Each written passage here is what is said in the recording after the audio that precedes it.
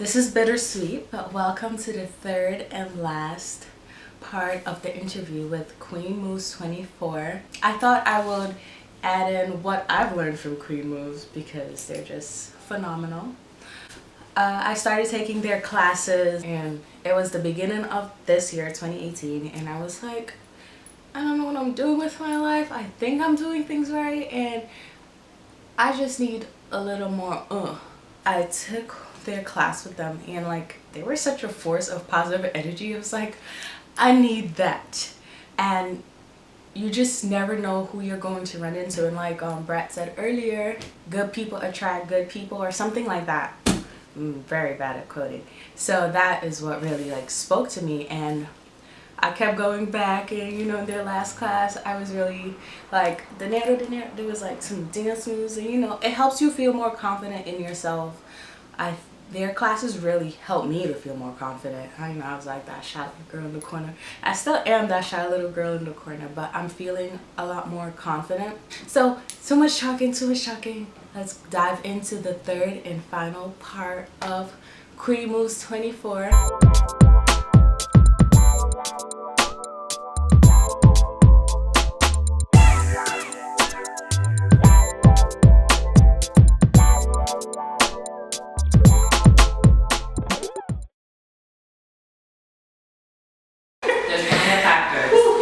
First and foremost being, are you inspired? Are you inspired by the music? Are you inspired by the project? Are you inspired by the scope of the project? I feel like that influences a lot. And now I'm in a place in my artistic career where I only do things that inspire me. Back in the day when you're just trying to get on, you just take what's given to you, and sometimes it's not really something that like, you know, brings the soul out of you, so the soul and the spirit out of you. So when you're dealing with a situation that you're not even inspired by, or you're just doing it because you need the bag real quick, that can extend the creation process, because now you're just like, you know, you're trying to build from a place of emptiness. But as long as you are inspired by the choreography, for me what the process has been like as of late has been to just get in a studio or in a place by myself. Now it's been my living room, which my roommates don't know is my studio, low-key when nobody's home. And I just set up a camera and I just get lost in the sauce. Like literally, I just turn on the song, repeat. And I just do what feels good. I do what looks good. I do what looks bad. I try things. I succeed. I fail. I just go for it. And then I take the playback and I start to piece things together that look good. And then I just fill in what I don't know.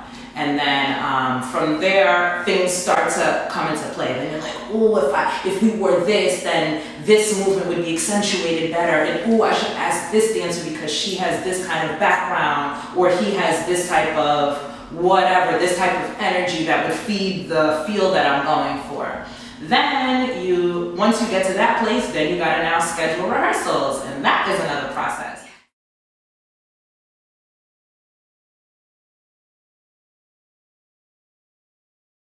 My beats. Oh, yeah. Just being able to just drown out. So, you know, beats, if you want to holler at an endorsement real quick, I got a commercial for you, boo. You know?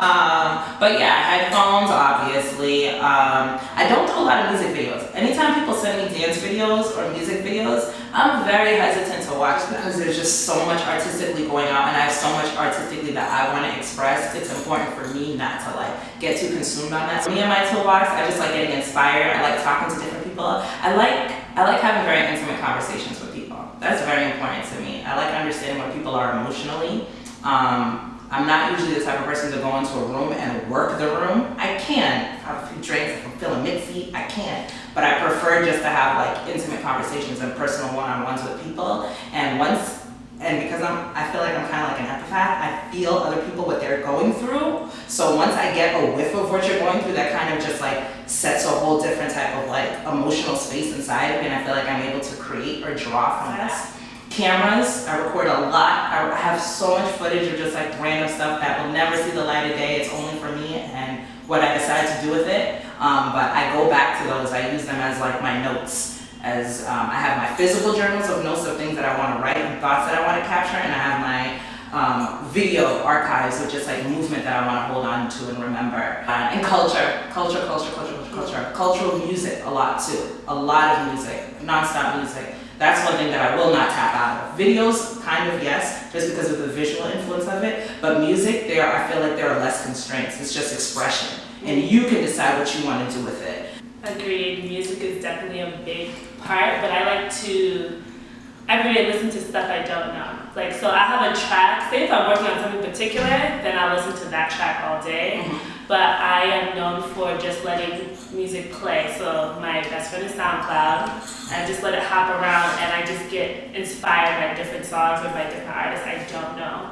So that's really helpful for me. I don't do a lot of video. I go more based off how I feel. So I definitely go into spaces, and if I do something and that feels good, I repeat that. And I repeat it, and I just repeat it. Okay, how does this feel on the ground? How does it feel if I jump? Like, I just experiment with my own body because I feel like if I see it, then I'll tweak it. And I don't want to tweak things that I don't fully understand yet.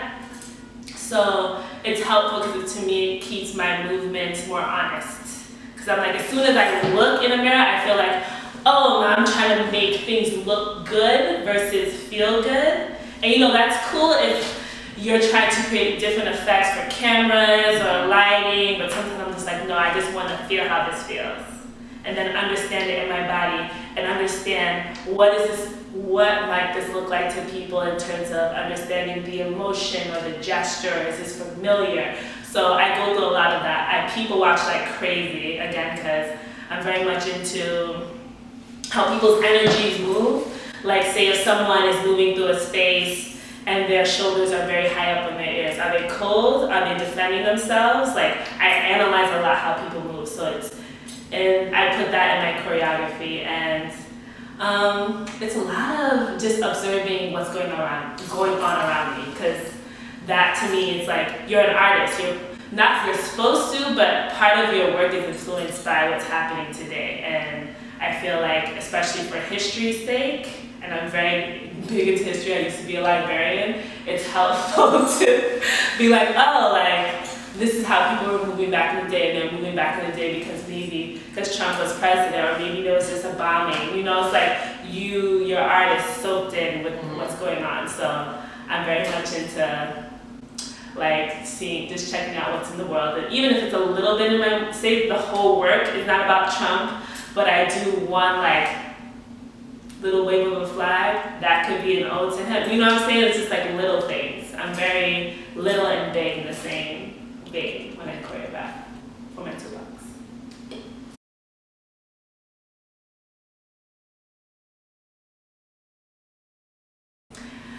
So we have 3 ways you can reach us. First, on Instagram, we're QueenMoves24. Our website is queenmoves24.com. And if you want to email us, it's queenmoves24@gmail.com. And the 24, just to give you a little fun fact, is because we found out after we've already met with each other and worked with each other, that we actually have the same birthday. Yes. And it's 4/24, it's April 24th. And we just kind of knew that was like the cosmos giving us the green light to just like, yes, girl, collaborate and create, it's gonna work out. So it's like a universal like nod. Go ahead, girl. So the 24 is not random, it is strategic, and it's, we fair to argue that it's even a little magical. Yes. So Queen Moves 24.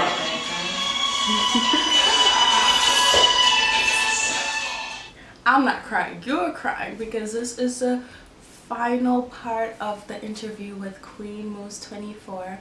But the story, as I said, doesn't end here. Be sure to follow them on social media. Queen Moves 24 is their handle. And be sure to add yourself to their email list and get some positivity in your inbox. We all need a little more positivity in our lives. So thank you so much, Queen Moves, for sitting down and doing this interview with me. It means a lot, and I hope that you, the audience, found something that you could hold on to that will help you catapult into the next part of your journey Thank you again for watching. Next week we are talking with Kayla, the visual artist. The creative hustle story doesn't end here. We pick up next week again, so stay tuned. Bye.